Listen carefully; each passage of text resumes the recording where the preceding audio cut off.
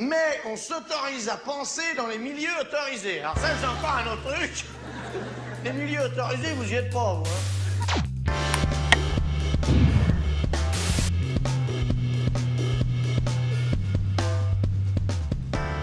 Bonjour à toutes et tous.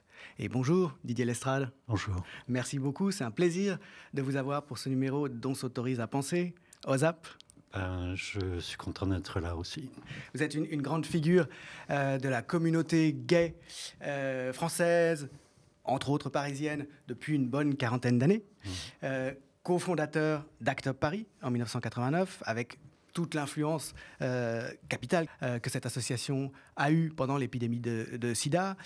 Fondateur du magazine Têtu aussi. Vous avez traversé la vie, cette vie-là, pendant 40 ans. Vous avez été au centre de nombreux débats, de nombreuses controverses même. Je me souviens particulièrement de la controverse avec Guillaume Dustan. Vous avez écrit un livre qui m'a beaucoup interpellé personnellement en 2012, j'ai pas été le seul, qui s'appelait « Pourquoi les gays sont passés à droite ?»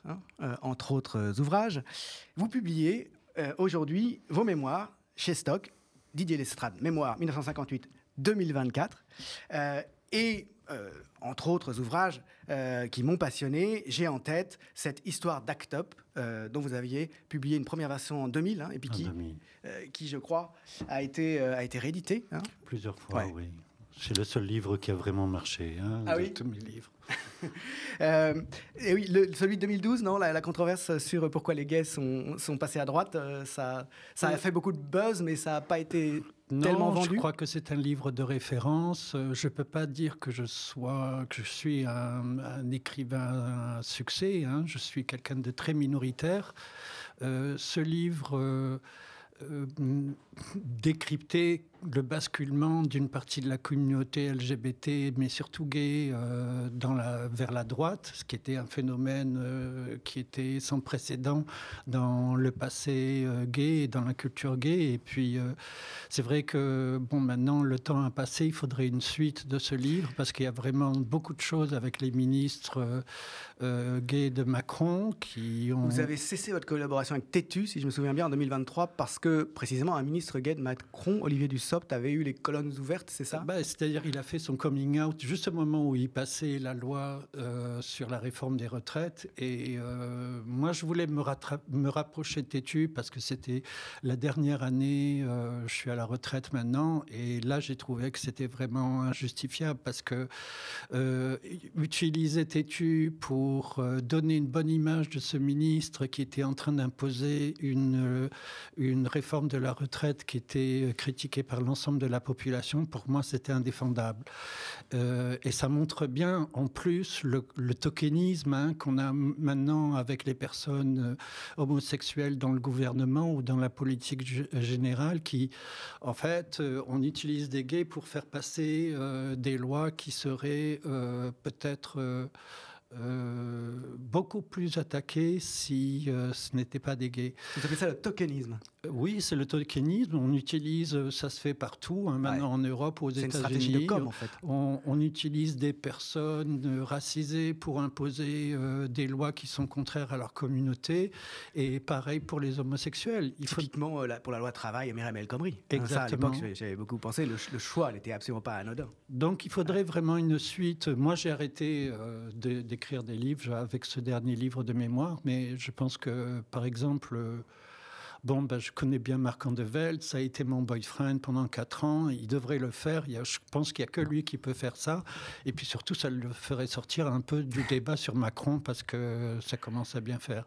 Oui, mais en même temps, ce qu'il fait est absolument fondamental. C'est un très grand journaliste mais je pense qu'il d'investigation politique. Il devrait s'ouvrir à un sujet, et puis surtout, c'est que vraiment, je connais la rigueur de travail de Marc, et je pense qu'en faisant une suite à ce livre, il aurait vraiment un éventail d'enquêtes à faire qui serait vraiment intéressant. C'est lui que vous voudriez charger de ça alors? Je pense que c'est vraiment le meilleur, en tout cas parmi les personnes autour de moi, pour continuer ce travail, oui. Et effectivement, vous annoncez dans le livre que c'est votre dernier. D'ailleurs, une curiosité, pourquoi ce choix? Parce que d'abord, je critique assez comme ça les personnes, les journalistes âgés qui trustent les télés ou les éditorialistes ou les médias. Et je pense qu'on a vraiment besoin en France de personnes plus jeunes. Si vous regardez les médias, les télés à l'étranger, en Europe, vous voyez que la moyenne d'âge est beaucoup plus jeune. Donc, j'ai pas envie de faire le vieux con pendant longtemps. Et puis surtout, c'est que je crois que j'ai un peu tout dit. Il y a un sujet que j'aurais dû faire, peut-être c'est un livre sur l'Algérie, puisque je suis pied noir et en ce moment, on voit très bien à quel point ce débat est bloqué en France et tout ça, parce que je fais partie d'une génération qui a soutenu l'Algérie indépendante. Hein. Alors que c'est une très belle partie de votre livre, le tout début. Vous racontez votre petite enfance en Algérie. Vous êtes né dans une famille de colons, enfin de descendants de colons, oui. Qui avait une ferme, c'est ça, à la campagne. Oui, à Burdo, à Madia. Et je raconte un peu ça parce que c'est quand même le fondement de mes positions politiques. Hein. C'est-à-dire que j'ai grandi dans un environnement qui était pour l'Algérie française, mais grosso modo, mes parents ne faisaient pas partie des plus radicaux. Et mon père, par exemple, nous a toujours dit que pour lui, l'Algérie française était perdue dès 1945 avec les massacres d'Oran. Sétif également. Voilà. Donc, à partir de là, pour lui, il y avait une scissure qui était irrémédiable. Mais c'est vrai qu'on a grandi dans ce conflit. Hein. Ma génération, mes frères, ont grandi dans ce conflit vis-à-vis de la rhétorique pied noir. Et je pense que ma génération a été oubliée dans les rapports qui ont pu être faits sur les pieds noirs, l'Algérie et tout ça, parce que moi, j'avais 4 ans quand je suis en 62 avec l'indépendance. Et à 4 ans, je savais déjà que l'Algérie, c'était pas mon pays, quoi. On est revenu avec quelques meubles, etc. Mais on s'est installé à côté de Sainte-Livrade-sur-Lot, dans le Lot-et-Garonne. C'est ça. Ouais. Et bon, il a fallu tout recommencer, mais dans une certaine mesure... ce n'était pas le drame qu'ont vécu d'autres familles. Il y a eu un drame, mais le drame le plus important dans ma famille, c'est le divorce de mes parents à ce moment-là. Ma mère quitte mon père alors qu'il y a 4 garçons. Et c'est ça, en fait, qui a été vraiment le drame en plus de l'exode. Donc la séparation de la famille a été plus douloureuse que le départ d'Algérie. Et donc, vous n'avez pas nourri dans votre famille cette rancœur qu'une partie des pieds noirs nourrissent encore au point de vouloir continuer la guerre d'Algérie Pas vraiment, parce que d'abord, on était 4 garçons à les contredire. Donc, ça a été un mouvement quand même, un sujet de conflit et de contestation tous les jours. Hein, du genre, quand mon père a commencé à dire ouais, il faut leur payer le gaz et l'électricité, c'est nous qui avons découvert le gaz et pas l'électricité, le pétrole et tout ça, on lui a dit mais enfin bon, vous l'avez fait pour vous, quoi. Et puis surtout, je crois qu'on a grandi dans une culture maghrébine, dans le sens que mon père était agriculteur, il y avait des Marocains qui venaient chaque année pour travailler, donc il y avait une proximité culturelle. Je parle de la cuisine, je parle de l'affection des ouvriers, et donc il n'y a jamais eu vraiment ce côté revanchard. Je crois qu'ils avaient tout simplement perdu la guerre, et puis c'est tout. Et aujourd'hui, vous êtes clairement du côté des peuples colonisés, des peuples dépossédés. Je pense à vos prises de position concernant la Palestine, entre autres. Je pense que pour moi, c'est le sujet le plus important aujourd'hui. C'est le sujet qui définit notre période, qui définit même peut-être le quart de siècle dans lequel on vit, dans le sens que oui, j'ai toujours étudié la guerre d'Algérie, parce que la guerre d'Algérie, en fait, c'est un blueprint, c'est un mode d'emploi de toutes les autres guerres d'indépendance, comme l'Irlande, mais d'autres pays, etc. Et puis surtout, je crois qu'on est arrivé maintenant à un niveau de confrontation qui est super violent, c'est-à-dire on voit depuis 2 ans les prises de position d'acteurs de la communauté juive dans les médias qui sortent des énormités sur les Palestiniens. On voit que cette guerre, c'est vraiment de la boucherie. C'est un niveau de perversion qui n'a jamais été atteint depuis la Deuxième Guerre mondiale. Et chaque jour, il y a des événements et des atrocités nouvelles. Donc, on voit vraiment que c'est un côté... C'est non seulement la violence, c'est l'indifférence autour de moi que je combats, parce que mes amis qui ne s'engagent pas là-dessus sont critiqués de ma part. Je leur dis, vous avez été témoin d'un génocide pendant 2 ans et vous n'avez rien dit, donc vous n'êtes pas du bon côté de l'histoire. Et surtout, ça m'affecte énormément. C'est-à-dire que je regarde plus les chaînes info, je regarde plus les médias, je regarde juste Al Jazeera en anglais tous les soirs, parce que cette chaîne, ça fait depuis 2 ans qu'ils font le boulot 24 heures sur 24, et j'apprends des news tous les soirs que peut-être que les médias vont en parler le lendemain ou le lendemain ou pas du tout. Donc, je suis confronté tous les soirs à la souffrance de ce peuple que j'admire. Et je suis, oui, bien sûr, toujours très intéressé par cette idée de peuple à qui on vole les terres, comme les Kurdes, les Ouïghours, les Kanaks. C'est vraiment quelque chose de fondamental chez moi. Je crois que c'est ma manière de mener la guerre d'Algérie que je n'ai pas menée. C'est-à-dire que j'étais trop jeune et je pense que pour moi, même si je considère que j'ai une dette coloniale en tant que fils de pieds noirs, c'est ce que dit Malcolm X, les fils de colons sont eux aussi des colons, etc. Et je pense que ce n'est pas une sorte de culpabilité, c'est une sorte de... Je connais ma place et je pense que mon travail maintenant, en finissant d'écrire, c'est de continuer à m'engager sur ce sujet et tous les jours, critiquer ce qui se passe. Le moins qu'on puisse dire, c'est que vous ne tombez pas dans le panneau du pinkwashing ou de l'homonationalisme qui est systématiquement utilisé, notamment par les sionistes, pour dire mais regardez comme les Arabes sont homophobes, alors non, que nous on est tellement gentils. Vraiment, ça fait depuis longtemps que je suis contre. Jean Stern a écrit un joli livre là-dessus. Mais juste pour finir, ma question, c'est est-ce que la logique de la minorité aussi est engagée évidemment dans votre soutien à ces peuples spoliés? Bien sûr, parce que moi mon travail il est minoritaire depuis le début. Parmi les choses que j'ai faites avec des amis, c'est un site qui s'appelait Minorité de 2009 à 2014. Et vraiment, Minorité, c'est un site qui produisait des textes très intéressants d'analyse à partir de personnes qui n'avaient jamais écrit, mais qui parlaient à la première personne de leur statut de minorité. Et forcément, en tant que gay, dans la communauté LGBT, c'est une avenue politique que je suis et que j'applique aux autres. C'est-à-dire à partir du moment où une minorité est persécutée dans la société, je me trouve en soutien de cette minorité les 3/4 du temps de facto. C'est vrai que l'universalisme français et tout ça, on en a vu les limites, la laïcité.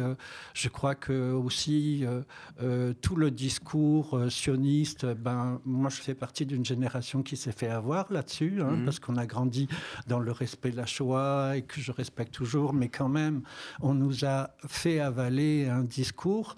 Et je crois que s'il y a une chose de remarquable dans cette guerre, c'est que, en tout cas, tout ce discours a été déconstruit depuis 2 ans. C'est dévastateur pour le récit de l'Occident sur lui-même. Ça... Sur le récit de l'Occident, la manière dont les Anglais, déjà dans les années 30, réprimaient les Palestiniens, facilitaient l'arrivée des colons. Mais surtout, je crois qu'Israël a perdu son image de marque pour des décennies à venir, et je crois que ce pays va souffrir énormément du contre-coup de cette guerre catastrophique. Et je pense là que c'est mon rôle en tant que personne indépendante de mettre le doigt sur des choses que peut-être des journalistes qui travaillent, qui ont un job, etc., ne peuvent pas dire, parce que il y a une violence et une perversion dans cette guerre qu'on n'a pas vue ailleurs depuis très longtemps. Et j'ai 67 ans, donc je peux me rappeler les choses, et donc il faut le dénoncer. Pardon, je vous ai coupé sur la question du pinkwashing et de l'homonationalisme, sur cette manière qu'a la propagande sioniste, et pas seulement, hein, les tenants de l'universalisme républicain qui habillent comme ça une forme de racisme, en fait, brut, derrière cette idée que nécessairement les gens de culture musulmane et l'islam en général seraient homophobes.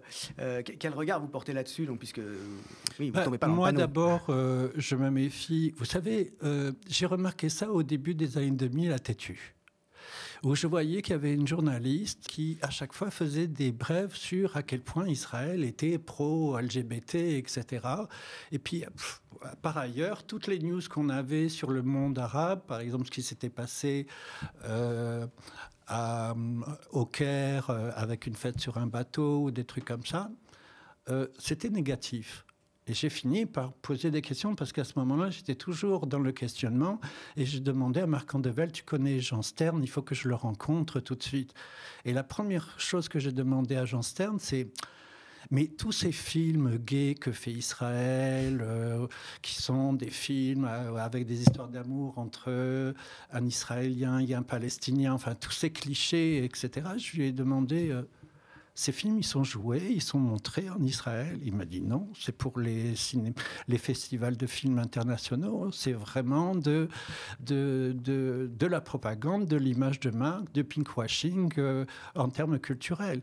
Donc, moi, j'ai eu vraiment...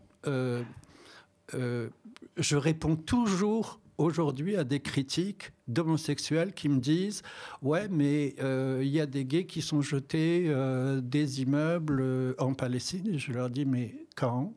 Comment ? Où ? Vous croyez que pendant ces 2 ans qu'on vient de passer, ils se sont amusés à faire ça comme s'ils n'avaient pas des choses plus importantes à faire ? Donc, moi, je crois vraiment en la beauté de ce peuple parce que c'est un peuple incroyablement mixte. Hein, quand on voit les racines de ce peuple, le mélange, etc., de la Palestine. Maintenant, je crois même que ce discours est en train de disparaître parce qu'on l'a tellement usé à la corde que, en fait, il est plus crédible aujourd'hui.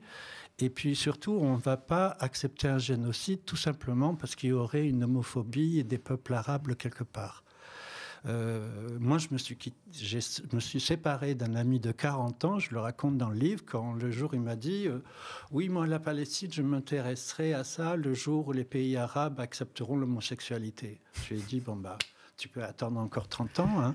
Et c'est surtout une erreur totale sur la question du rapport à la modernité. Oui, puis tu es chez moi, tu vas pas venir me dire des choses comme ça alors que je t'ai fait à manger, on fait un barbecue, c'est une soirée merveilleuse, tu es en train de me renvoyer quelque chose que je condamne totalement parce que tout simplement, tu veux pas réfléchir.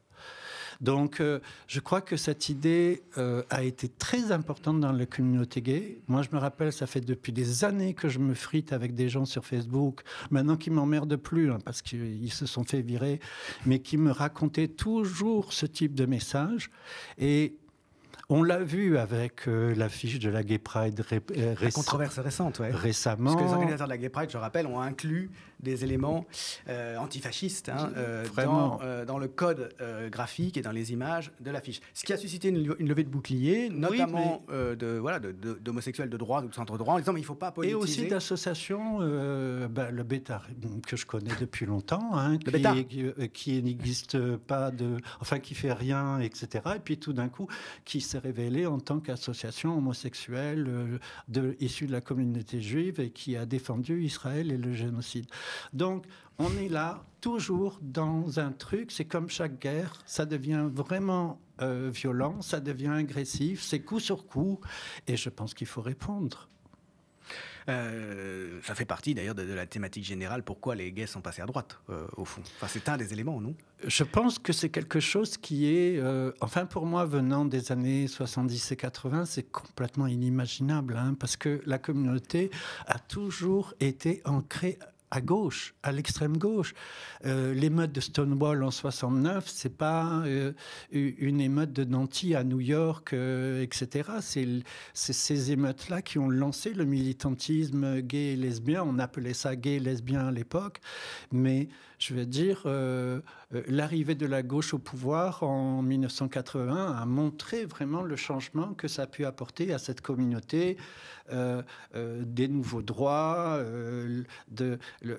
l'essor de la presse gay. Le Guêpier, à l'époque, était un média référent. Et moi, j'y ai travaillé. Vous-même, avant Guêpier, à quoi vous avez collaboré, vous aviez créé un premier magazine. Hein, j'ai créé une revue qui s'appelait Magazine de 80-86, qui était une revue surtout artistique, qui sortait quand elle pouvait, mais qui a rassemblé un peu le best-of de la culture homosexuelle des années 80, que ce soit les cinéastes, les photographes.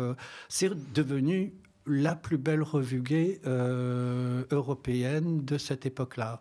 Et je l'ai arrêté quand j'ai découvert que j'étais séropositif, parce que, là, je me suis dit, maintenant, il faut vraiment que tu te débrouilles pour toi-même, quoi. Mais pendant 6 ans, je n'ai fait que cette revue, et c'était vraiment une sorte d'engagement pré-politique. C'était une revue d'affirmation. C'était pas une revue politique dans le sens où on parlait de politique, mais c'est une revue où l'affirmation homosexuelle allait de soi. On parlait du plaisir d'être gay, on parlait pas de la douleur, de l'homophobie, de ces trucs-là. On était vraiment dans une position d'optimisme, hein. Exactement comme ACT UP a été une création d'optimisme en 89, parce qu'il s'est passé énormément de choses en 89, la chute du mur de Berlin.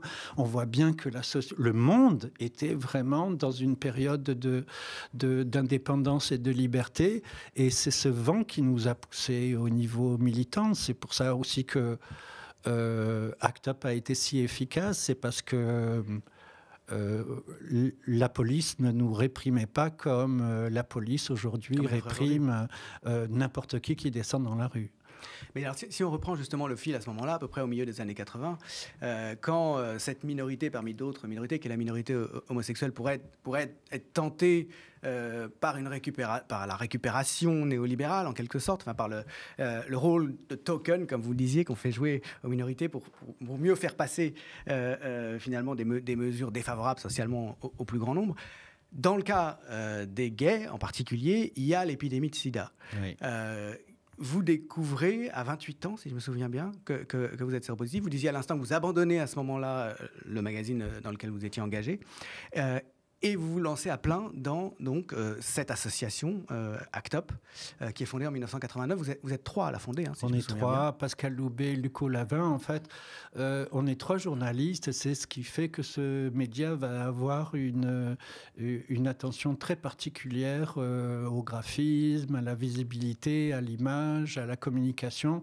On n'a rien inventé, puisque ACT UP New York s'était créé 2 ans auparavant. Moi, j'étais allé pour la première fois à New York en 87. Donc j'étais à la première place au bon moment, et c'est vrai que ACT UP a été la réalisation la plus importante de ma vie, parce qu'à ce moment-là j'étais journaliste musical à Libé avec l'explosion de la house, donc on m'a surtout connu pour mon travail au niveau musical, mais ACT UP a été mon engagement le plus important. Je suis resté 15 ans et je savais très bien, en rentrant avant même de commencer à ACT UP, que je m'engageais dans une lignée de cohérence et de transparence vis-à-vis de la prévention, vis-à-vis d'être exemplaire au niveau de la sexualité, être exemplaire au niveau du discours, être fondateur et président d'ACT UP. Vous avez été président pendant les 3 premières années. C'était les 3 premières.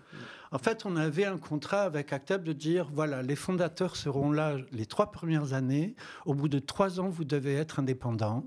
Et c'est ce qui s'est passé. Mais en tant que fondateur, on reste tenu à une certaine constance politique, morale. Je tiens à ce mot moral parce qu'en fait, il y a de la moralité dans l'activisme d'ACT UP. Hein, même si ACT UP, c'était un groupe de plein de gens différents, d'anarchistes, de trucs et tout ça. Mais la lutte contre le sida était quelque chose de moral.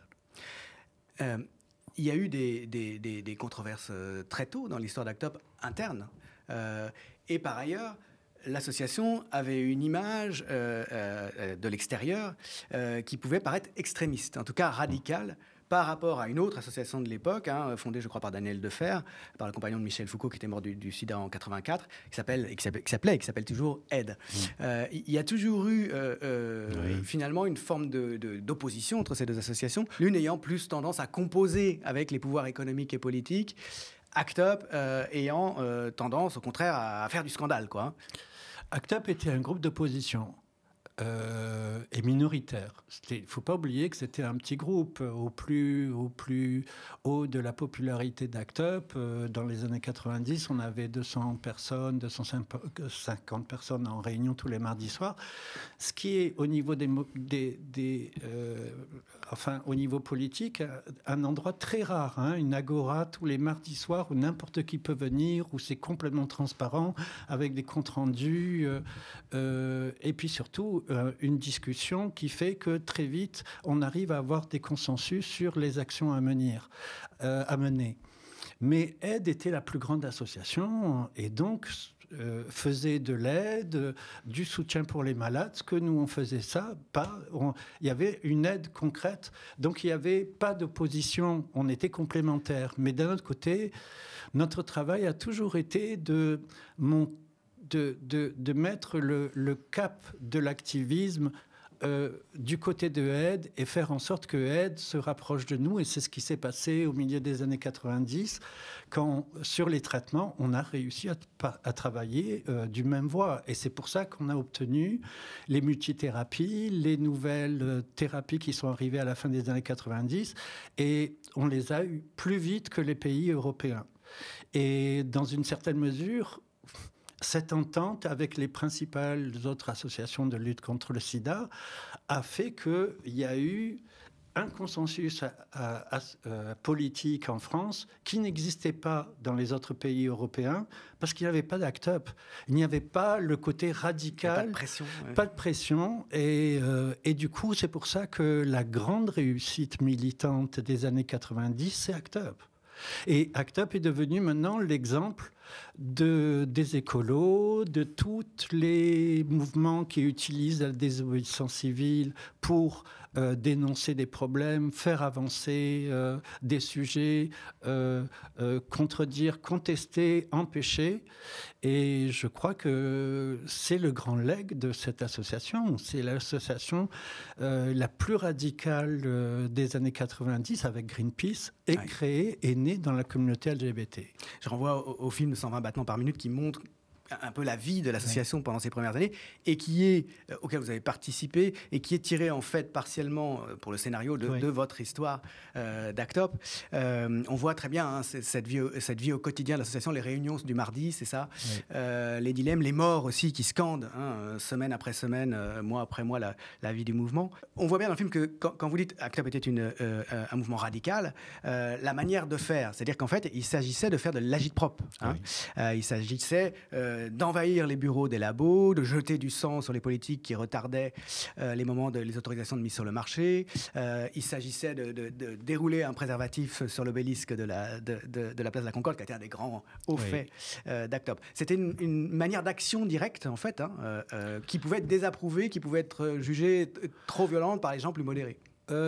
En fait, tout était voté. Donc, il faut voir que les plus grandes actions d'ACT UP, comme devant Notre-Dame, contre le pape qui refusait le préservatif, la capote sur l'obélisque, tout ça, c'était des actions que tout le monde voulait faire. Il y avait un côté très anticlérical à ACT UP, bien sûr, et taper sur le pape, c'était un plaisir pour tout le monde. Et puis surtout, c'est que vraiment, le refus de la capote par l'Église, c'était quelque chose de totalement criminel. En Afrique, en particulier. Particulièrement. Mais je crois qu'ACT UP, il y a quelque chose qui est... D'abord, il y a deux choses qui sont importantes. C'est qu'aujourd'hui, la jeunesse a un peu oublié ce groupe qui est comme un fondateur en termes de militantisme. Et surtout... ça a été une école de toutes ces personnes, ces centaines de personnes qui sont passées à ACT UP ont dû découvrir une manière de faire, une manière de travailler avec un organigramme complètement dingue, des commissions, des groupes de travail. Et surtout, je crois qu'il y a beaucoup de gens, par exemple, qui ne savaient pas écrire, on les a mis devant des ordinateurs, qui ne savaient pas s'exprimer, et ils ont appris à s'exprimer devant un auditoire. Donc, je crois que ça a été une école de pensée et qui est quelque chose, une valeur ajoutée de ce groupe. C'est pas que seulement les réussites d'Act Up, c'est comment on a fait pour arriver à ces réussites. Il me semble qu'il y a aussi une dimension dans le même sens, mais qui va au fond encore plus loin, c'est qu'il y avait une dimension d'apprentissage communautaire des questions de santé, des questions techniques médicales, pour ne pas être pieds et poings liés face aux médecins et face au discours de l'industrie pharmaceutique. Autrement dit, émerge ce qu'on appelle la figure aujourd'hui dans les milieux de l'anthropologie de la santé, entre autres, le patient savant, en quelque sorte. C'est-à-dire, on va prendre en main, on va apprendre à nous comment fonctionne notre corps, comment fonctionne la biologie, la microbiologie. Je pense que c'est un... Bon, ça n'a pas commencé avec ACT UP parce que ça avait déjà commencé dans les années 80 aux États-Unis avec les Buyers Club, avec les gens les gays qui n'avaient tellement pas de traitement qu'ils essayaient plein de nouveaux traitements, etc. Mais il y a eu un moment, nous on a créé la commission médicale dès la création d'ACT UP, qui a été la commission la plus importante d'ACT UP, qui était, il faut qu'on s'informe sur cette maladie, parce que les traitements, les textes, l'information venaient des États-Unis, mais elle n'était pas traduite en français, et surtout en français, on avait des textes qui n'étaient pas du tout adaptés aux malades. Donc on arrive à un moment où très vite les malades, les séropositifs, se forment tellement à leurs conditions, à leurs pathologies, que souvent ils en savent presque autant que leurs médecins.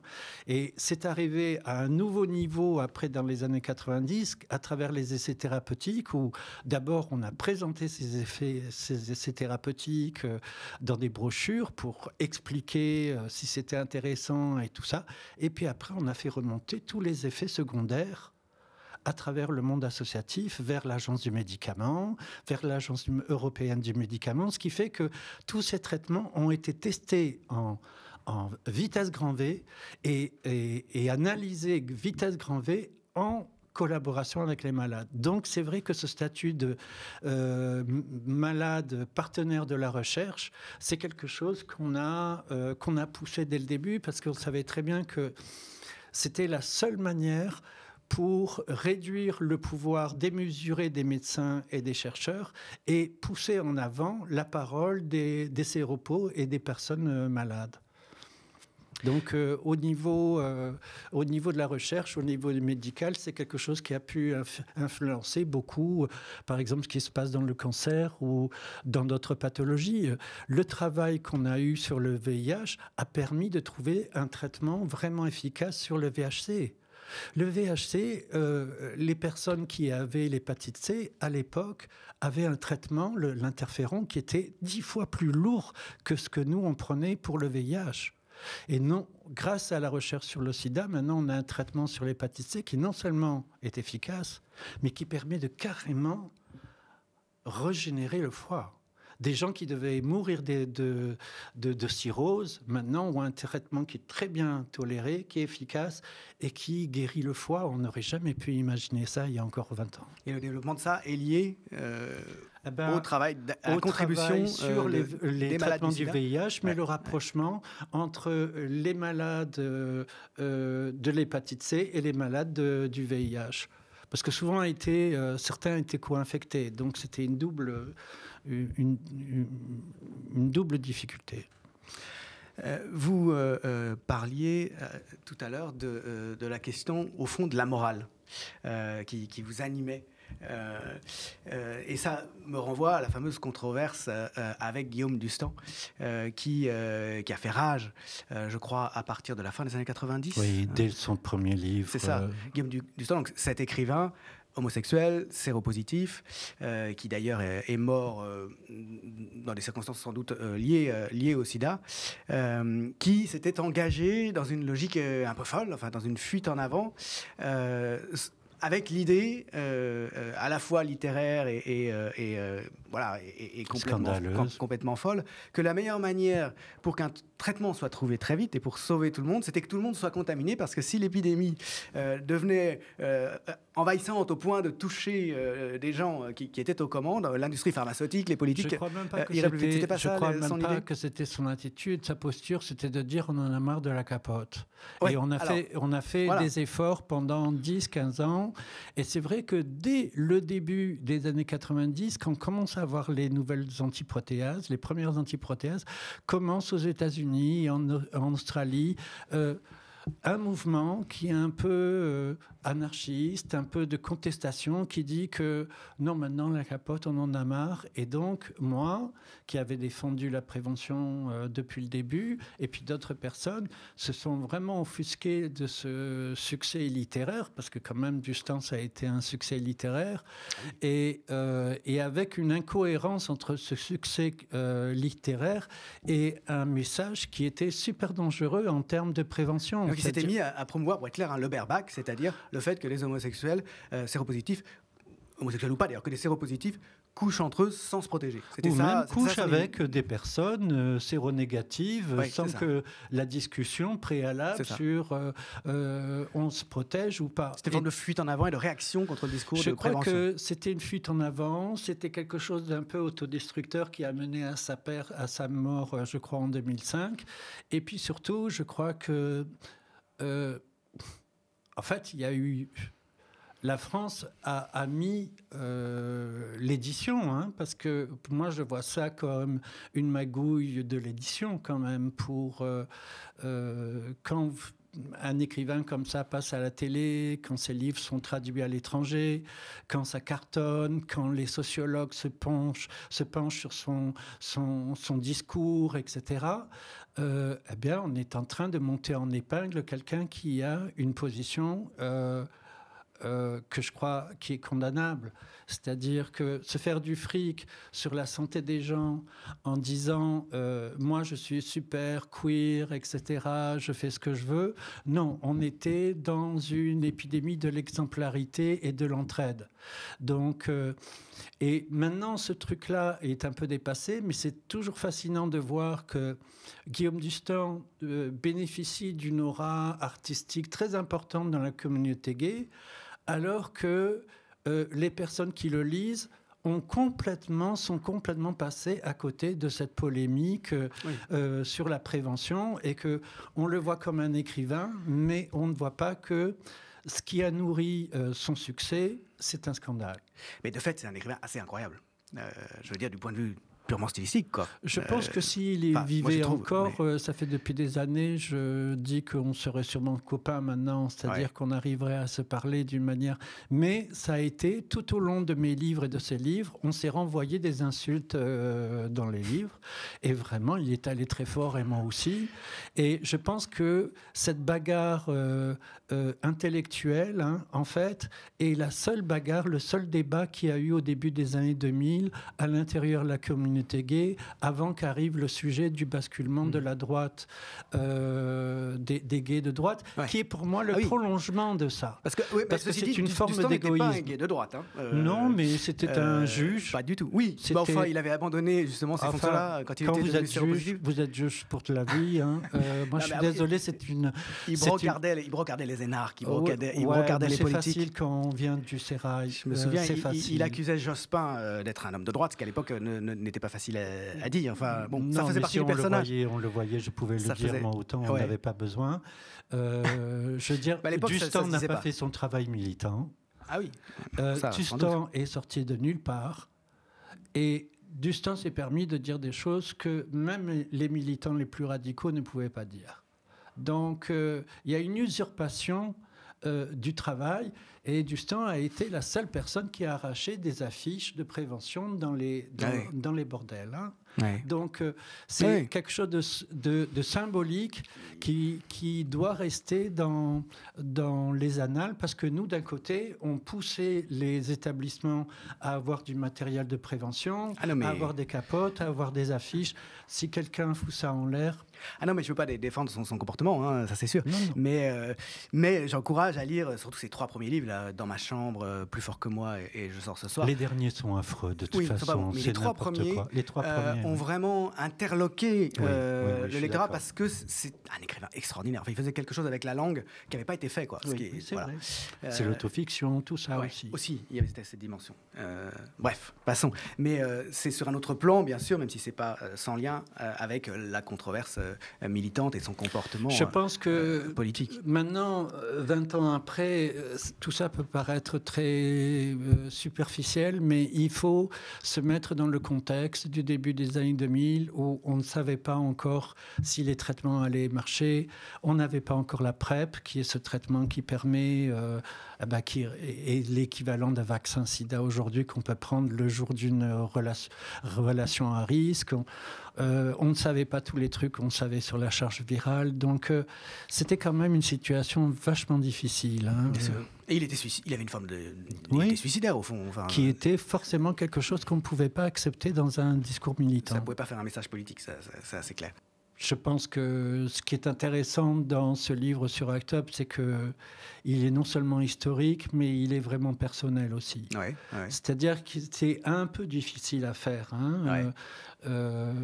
Normalement, en tant que fondateur d'ACT UP, j'aurais dû faire un livre qui aurait dû être uniquement historique, mais moi j'ai voulu mettre de l'affect et de l'affection dès le début, parce que créer ACT UP a changé ma vie. Avant ça, j'étais pas vraiment un militant. Et ça veut dire que je me suis engagé, avant même la création d'ACT UP, à rester... je savais que ça allait m'obliger pendant le reste de ma vie, ce travail-là. Je pouvais pas créer ACT UP et à un moment, on déconnait, quoi. Donc, c'est quelque chose qui me définit encore aujourd'hui. Après vos années ACT UP, en quelque sorte, il y a eu vos années têtues, avec la fondation donc, de ce magazine qui existe toujours. On disait à l'instant que vous ne vouliez plus écrire pour eux. En 1995, il me semble. Avec le soutien, et ça a été fondamental dans l'histoire de Tétu et dans la vôtre avec Tétu, avec le soutien de Pierre Berger, donc ce milliardaire homosexuel, mort il y a quelques années, qui soutenait en tant que mécène éventuellement des initiatives de ce type. Ça répondait à quoi cette décision de fonder Tétu ? D'abord, c'était une promesse après la disparition du guêpier. J'ai travaillé un peu encore, j'ai fait partie des personnes qui ont travaillé avec le guêpier après sa disparition, et j'ai présenté tout de suite qu'est-ce que guêpier, qu'est-ce que pourrait être la suite du guêpier. Parce que le directeur de publication avait promis qu'il y aurait une suite à Guêpier. Et bien sûr, très vite, on a compris que ça ne serait pas le cas. Et la communauté s'est trouvée sans médias d'information au pire moment, c'est-à-dire au moment vraiment des années les plus noires de l'épidémie du sida. Donc, Pierre Berger était déjà très proche de Klaus Welle, le deuxième président d'ACT UP, et soutenait ACT UP. Et puis, il y a eu le SIDAction. Et en fait, Klaus Welle a réussi à faire promettre à Klaus Welle, à Pierre Berger, qu'il fallait qu'un nouveau média existe. Et comme j'étais sur le projet de Tétu, Pierre Berger est devenu le mécène de Tétu. Et dès le début, en fait, moi, je savais que ça allait être une collaboration affreuse, en fait, parce qu'il y avait vraiment personne d'autre en France à l'époque qui pouvait avoir les moyens, les reins assez solides de créer un nouveau média. Hein. Les débuts de Tétu ont été très difficiles. Les gays l'ont plutôt accepté, mais on a eu du mal dès le début à faire un média qui serait à la fois homosexuel et lesbien. Et c'était notre but vraiment. Et puis très vite, en fait, moi j'ai vu que Tétu n'a cessé de grandir jusqu'à son numéro 100, qui représente un peu l'apogée de Tétu, en termes de contenu, de circulation, de pagination, d'esthétique et tout ça. C'était vraiment un magazine respecté. Et puis après, ça a commencé à être une sorte de gabegie financière qui est typique quand vous avez un mécène qui a un média et puis qui l'utilise un peu comme sa danseuse, quoi. Mmh. Et moi, j'étais licencié en 2008 sans raison comme ça. Mais par Pierre Berger. Par Pierre Berger, du jour au lendemain. Mais vous racontez qu'il y avait plusieurs choses quand même. Il voulait imposer sa ligne sur certains points, comme il l'a fait au Monde aussi d'ailleurs. Oui, je crois que Berger n'était pas vraiment intéressé par le contenu de Tétu. D'ailleurs, on le voyait quand il y avait un nouveau numéro qui arrivait, il tournait les pages, il ne le lisait même pas. Ouais. Ce qui importait, c'était d'avoir une présence dans la communauté et d'avoir un point de vue politique, par exemple, lors des élections, etc., ouais. Et de soutenir le PS. D'accord. Et Tétu est devenu, bien sûr, un soutien du PS pour le meilleur et pour le pire. Et ça a commencé à avoir une importance vraiment dans le contenu. Par exemple, un jour, j'avais proposé que Tétu fasse un numéro entier sur le bilan de la Noé à la mairie de Paris.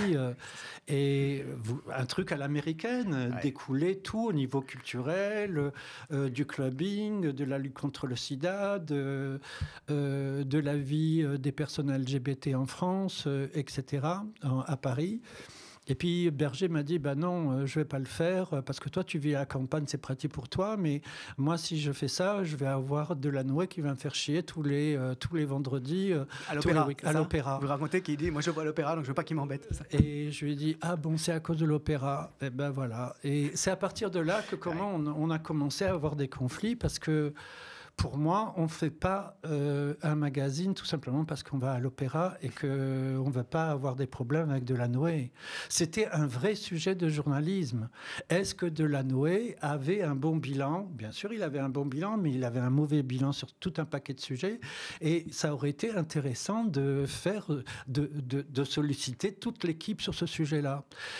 Vous savez, lors des interviews pour les présidentielles, les interviews étaient corrigées par les candidats. Et ça, c'est vraiment impossible. T'es-tu accepté ça ? T'es-tu accepté ça ? Les interviews de Delanoë étaient corrigées. Moi, je les ai vues parce que j'ai vu ça de près, parce que, par exemple, Marc Andevelde a fait toutes les interviews de la présidentielle de 2012, je crois, et puis j'ai bien vu ce qui se passait. Ouais. Donc, c'était contraire au principe qu'on avait avec ce magazine dès le départ, qui était un magazine qui devait donner la parole un peu à tout le monde. Et ça, c'est une leçon, évidemment, qui est encore nécessaire pour le présent, parce que la question de l'indépendance des médias exactement. Est fondamentale. Donc, on voit très bien que la crise de Tétu était le prémisse de la crise des médias d'une manière générale actuellement en France, mais dans tous les autres pays européens ou ailleurs. Et la solution pour l'autonomie, c'est pas d'être dépendant de qui que ce soit, même d'un millionnaire ou d'un milliardaire bien intentionné, ouais. Puisque le problème se pose encore aujourd'hui pour les médias indépendants. Moi, en tant que journaliste, je suis à la retraite, mais je n'ai pas publié de texte, d'articles 2 ans avant ma retraite parce que j'étais déjà tellement écœuré de ce métier, enfin de la manière avec laquelle les choses se passent aujourd'hui, que je ne pouvais pas participer à ça. C'est-à-dire que on est passé en 20 ans, quel est le métier le plus glamour à faire pour les jeunes ? C'est les journalistes. Actuellement, quel est le métier le plus écœurant ? Et c'est ça, c'est-à-dire on a perdu notre crédibilité dans une grande manière, d'une grande partie, parce qu'on s'est fait avoir par cette obligation de vivre sa vie, de publier avec des formats de plus en plus courts, avec une liberté d'expression qui se réduit. Et aujourd'hui, la guerre, en tant que guerre, ça exacerbe tout ça. Je pense que ce qui est intéressant sur les mémoires, c'est la transparence avec laquelle je m'exprime. C'est-à-dire que je ne suis pas quelqu'un de célèbre. Je ne suis pas quelqu'un de connu, je n'ai pas vendu beaucoup de livres, mais je crois que j'ai une trajectoire qui est tout à fait représentative de la période des années 70 jusqu'à nos jours, et surtout en tant que gay positif, séropositif, et en tant que militant. Je préfère être transparent et perdre des lecteurs plutôt que de m'accommoder avec un certain récit des choses et d'avoir une image plus consensuelle. Et cette transparence-là, c'est comme une sorte de radicalité tranquille. Et c'est pas seulement celle qu'on a, l'impression qu'on a en vous lisant, c'est aussi finalement ce qui a fait votre parcours, vos ruptures, vos choix et vos ruptures. Je crois que le fait de partir de Paris, de vivre à la campagne, vous êtes parti en 2002, à partir de 20 ans maintenant, m'a donné une sorte de distance vis-à-vis d'abord du microcosme parisien, des conflits qu'on peut avoir, et puis surtout une sorte de sérénité sur l'analyse des choses d'un point de vue un peu éloigné, mais qui permet d'analyser les choses assez bien.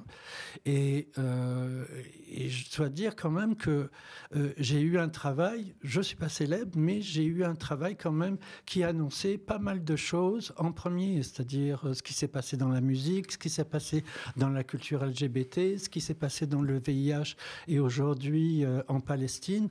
Je crois que je suis à un carrefour intersectionnel avant l'heure, c'est-à-dire Minorité, ce qu'on a fait à partir de 2008, c'était un site d'information, un think tank intersectionnel.